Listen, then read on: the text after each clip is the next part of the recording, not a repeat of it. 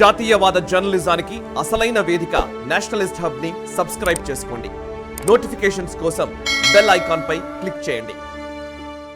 సార్వత్రిక ఎన్నికల్లో అధికార బీజేపీ గెలుపు ఖాతా తెరిచింది. గుజరాత్లోని సూరత్ స్థానం నుంచి ఆ పార్టీ అభ్యర్థి ముఖేష్ దలాల్ ఏకగ్రీవంగా ఎన్నికయ్యారు. ఈ నియోజకవర్గం నుంచి పోటీకి దిగిన కాంగ్రెస్ అభ్యర్థి నామినేషన్ తిరస్కరణకు గురవ్వటం, పోటీలో ఇంకెవరూ లేకపోవడంతో దలాల్ విజయానికి మార్గం సుగమమైంది.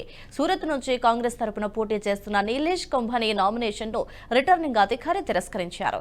ఆయన అభ్యర్థిత్వాన్ని ప్రతిపాదించిన నేతల సంతకాల్లో అవకతవకలు జరిగినట్లుగా తేలడంతో ఈ నిర్ణయం తీసుకున్నట్లుగా ఆర్ఓ వెల్లడించారు.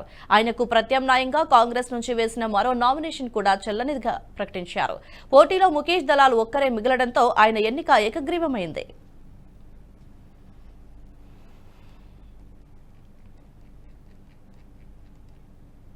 ఈ వీడియో మీకు నచ్చినట్టయితే లైక్ చేయండి, 10 మందికి షేర్ చేయండి. అలాగే కామెంట్ల రూపంలో మీ అభిప్రాయాలను మాతో పంచుకోండి. Nationalist hub group of channels ను సబ్స్క్రైబ్ చేసుకుని తెలుగునాట జాతీయవాద జర్నలిజాన్ని ప్రోత్సహించండి. ఈ వీడియో కింద ఉన్న బెల్ ఐకాన్ పై క్లిక్ చేయడం మర్చిపోవద్దు.